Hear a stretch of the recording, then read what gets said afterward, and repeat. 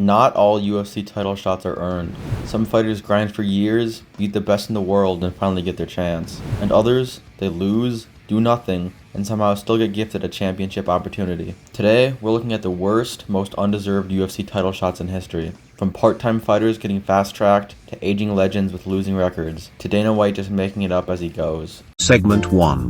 Brock Lesnar. Let's start with Brock Lesnar. At UFC 91, Lesnar had just 2 UFC fights under his belt. He lost his debut to Frank Mir, beat Heath Herring, and suddenly, boom, title shot against Randy Couture. Look, Lesnar ended up being a legit champion, but the fact that he got a title fight after one win against a mid-tier opponent was insane. Imagine being a heavyweight grinding through the rankings, and then the WWE guy shows up, loses, wins once, and then Dana's like, yeah, title shot. It was less about merit and more about pay-per-view buys, and it worked. But fair? Not even close. Segment 2. Khalil Roundtree. Next up, Khalil Roundtree at UFC 307, ranked number 8 with the top contenders ahead of him. Best win, Anthony Smith. Meanwhile, he'd been knocked out by Kute Laba and Johnny Walker. Not exactly elite level scalps, but somehow he leapfrogged everyone and got a title shot. It was a definition of a what are we even doing here booking. The UFC has a weird habit of skipping over deserving contenders, and Roundtree's shot is a textbook example. My opinion is that this was most likely done to protect Alex Pereira from a grappler. Segment 3.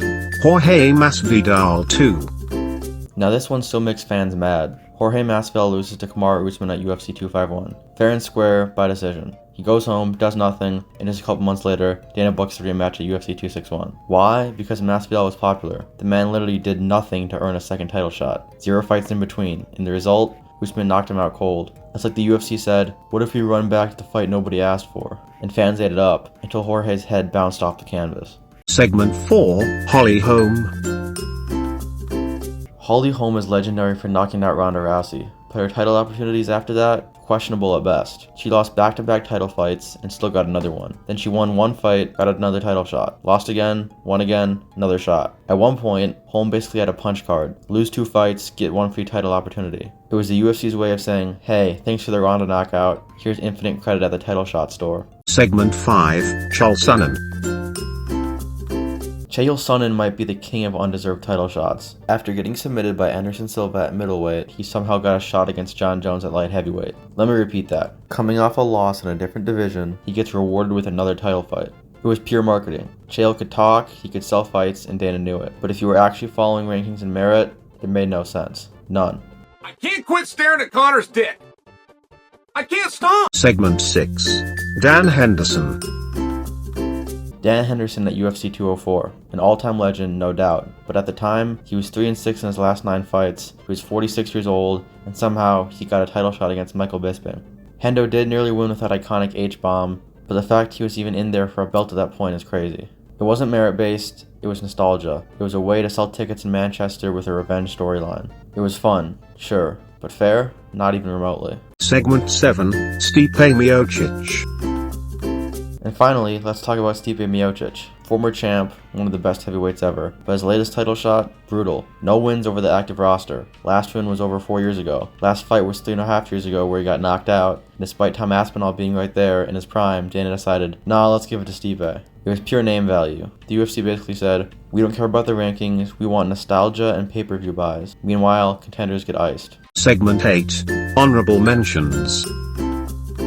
There are plenty of other examples. Bisping vs GSP, Nick Diaz after years off, Kai Asakura, there's Chito Vera vs Sean O'Malley too. Peter Yan and Corey Sandhagen were passed up to give the opportunity to Chito, despite Chito being ranked number 5 and coming off a win against Pedro Munoz. The UFC has a long tradition of saying rankings don't matter when money's on the table. Conclusion. At the end of the day, the UFC is a business, and sometimes business means giving title shots to legends, talkers, or names that sell, even if they don't deserve it. From Lesnar's shortcut to Masvidal's rematch to Stipe skipping the line, these are the worst UFC title shots ever. But what do you think? Which one was the most ridiculous? Drop your pick in the comments. I can't quit staring at Connor's dick. I can't stop. I sent Connor's dick to my partner Ryan, who opened it on his computer right as his wife was coming in the background. And then we have to explain what's happening here. But I can't stop looking. I've stared at this dick for the last 2 hours. he attached a weight to his mini-me. And you got a crooked penile function with a makeshift weight on it. It's a lot for me to accept.